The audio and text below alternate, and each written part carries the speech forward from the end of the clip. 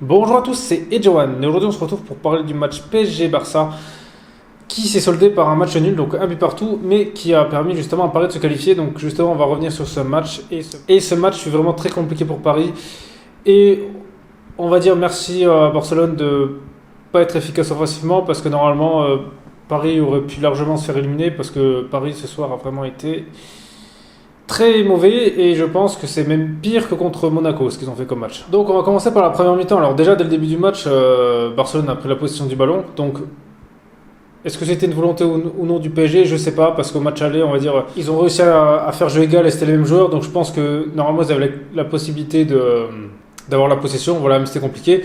Mais de toute façon dans l'attitude qu'ils avaient c'était sûr qu'ils n'allaient pas l'avoir. Donc je pense que c'était plus un problème d'attitude que forcément un problème de technique. Ils n'avaient pas la possession.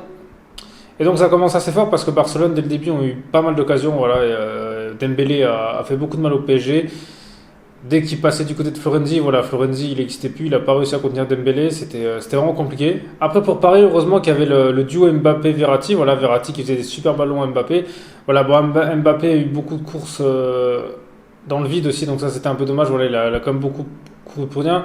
Donc voilà, c'est un peu compliqué parce que le problème à cause de ça, on l'a ressenti en fin de match qui était un peu cuit, mais bon, il a quand même fait son match. Donc voilà, Paris a vraiment beaucoup souffert en défense et pour moi sur ce match, on va dire les trois joueurs à retenir, c'est quand même Navas qui a fait un match énorme, Kimpembe et Marquinhos qui ont été excellents en défense. Voilà, je les ai trouvés vraiment très bons là. Kimpembe et Marquinhos ont sauvé énormément d'occasions.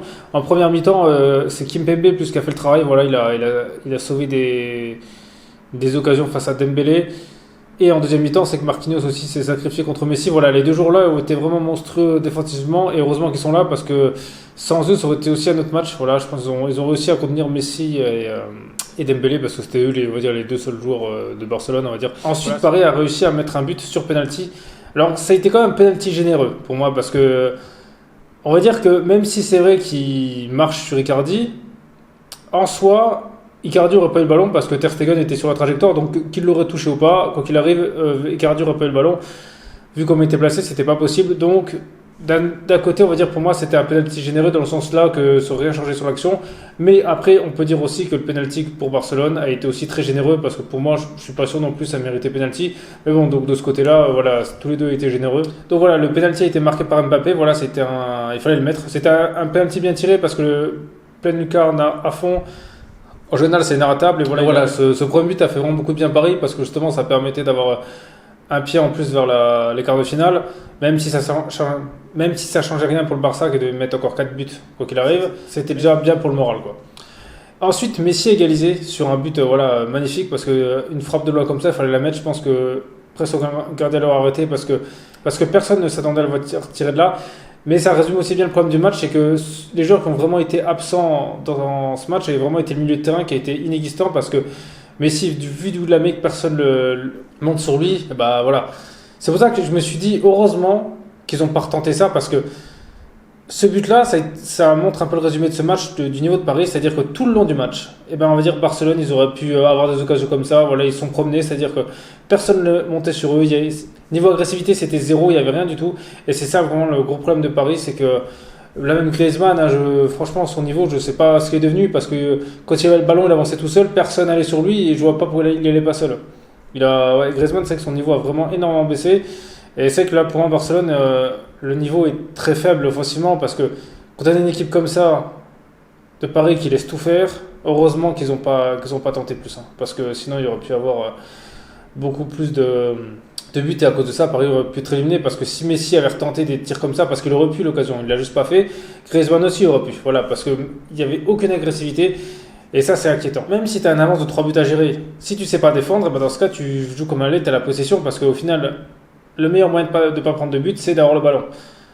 Donc ça, j'ai pas trop compris la stratégie de Paris. Et en plus, Paris, il faut être honnête, hein, depuis qu'on les voit jouer, ils savent pas défendre. C'est pas une équipe qui est douée pour défendre. Ils ont des bons joueurs défensivement, mais quand il s'agit de faire des blocs bas, c'est pas voilà. Et les équipes de Liga, par exemple, le font mieux qu'eux. Donc s'ils n'arrivent pas à faire ça, je pense justement il faudrait changer de tactique là-dessus. Après aussi, j'ai pas trop compris la tactique parce que au début, il met Draxler. Alors Draxler, il va servir à rien du match. Alors peut-être que Di Maria était trop juste pour commencer, mais Draxler, il faut pas le mettre sur un côté parce que déjà il court pas vite, donc ça sert à rien du tout. Et puis de toute façon, Draxler a pas eu un seul ballon devant quand il est sur le côté, donc déjà ça résume un peu tout. Et défensivement, il a pas trop aidé. Donc ça aussi c'était le problème. Donc si Draxler n'a pas trop aidé à défendre, il avait autant mettre Di Maria parce que Di Maria ne défendait pas non plus. Donc là j'ai pas trop compris. C'est vrai que là, tactiquement, j'ai pas trop compris ce qu'il a voulu faire. Ok, maintenant Navas qui a vraiment fait un super match. Hein. Franchement, il a arrêté un penalty de Messi. Il a fait des bons arrêts. En fait, c'est vraiment ce qui manquait au PSG les autres années. Je pense que si par exemple, vous avez la remontada à 6-1, ils avaient eu Navas dans les buts, il n'y aurait pas eu 6 buts. Voilà, c'est vraiment le gardien qui leur a manqué les autres années. Maintenant, il faut respecter le reste suivre parce qu'un bon gardien, ça fait pas tout. On peut pas gagner une Ligue des Champions qu'avec un gardien parce que là, c'est ça qui est. On a l'impression qu'il était tout seul ce soir, limite, hein, parce que là, défensivement, c'était compliqué. Kurzawa aussi, ce qui est dommage, c'est qu'il fait un penalty à l'aller, il fait un penalty au retour. Bon, normalement, voilà, si c'est pas lui qui l'a fait, c'est Kerrer. Donc là aussi, défensivement, ça va pas, c'est dommage, parce que Kurzawa, des fois, il fait des bons matchs, mais là, il est passé, je trouve, totalement à côté. Aussi dommage pour les cartons jaunes, là, Paredes qui se prend un carton, il n'y avait pas. Alors qu'il n'y avait pas forcément besoin, parce que niveau agressivité dans le match, voilà, il n'y en a quasi eu pas, donc c'était pas forcément utile. Donc c'est bien que Paris batte Barcelone, même si c'est vrai que c'est pas un grand Barça, hein, voilà, il faut être honnête, hein, le Barça là, c'est pas celui où il y avait Messi, Neymar, Suarez. Ça se voit qu'à Barcelone, il manque vraiment déjà un vrai attaquant. Voilà, cette équipe-là, elle a quand même beaucoup de défauts. Donc, mais ça reste quand même bien qu'ils ont réussi à gagner une large victoire à l'aller et qui au retour arrivent à conserver. Je pense que ça, c'est quelque chose qu'ils n'arrivaient pas à faire. En général, quand ils gagnaient l'aller, ils perdent au retour. Voilà, combien de fois ils se sont fait éliminer bêtement comme ça contre Chelsea, contre Manchester United, contre Barcelone. Donc c'est bien que ça leur conjure le sort. Maintenant, il faut espérer qu'au prochain tour, ça continue comme ça, qu'il n'y ait pas de blessure. Bon, voilà, il y aura le retour de Neymar. Espérons vraiment que là, Paris puisse aller loin parce que je pense qu'ils peuvent la gagner s'ils jouent comme à l'aller, voilà, avec Neymar en forme et que le milieu ait du change. Parce que c'est vrai que j'ai presque pas parlé de la deuxième mi-temps, mais parce qu'à la deuxième mi-temps, Paris n'a rien fait. Il y a eu une occasion d'Mbappé à la fin, il l'a mis au-dessus, dommage, mais ils n'ont pas eu une seule occasion de deuxième mi-temps. Pire que contre Monaco, voilà, c'était vraiment honteux parce que voilà, Barcelone, il laisse comme les espaces. Et Barcelone n'a vraiment pas été. Bon, voilà, offensivement, c'était pas extra. Ils ont eu des occasions, je suis d'accord, mais c'était pas comme en premier temps. Je pense qu'à mon avis, peut-être ils étaient fatigués, mais c'était vraiment pas bon de Barcelone. Ils ont fait, ils ont eu de la possession, mais une possession pour moi stérile. Donc, heureusement, c'est pour ça qu'heureusement, parce que face à une autre équipe, ça aurait pu être dangereux. Donc voilà, après, vous dites-moi dans les commentaires ce que vous avez pensé de ce match, hein, s'il y a des choses que j'ai pas dit ou des choses que vous n'êtes pas d'accord avec moi. Et en tout cas, merci à tous d'avoir regardé cette vidéo. C'était Edgewan. On se retrouve très vite pour une prochaine vidéo.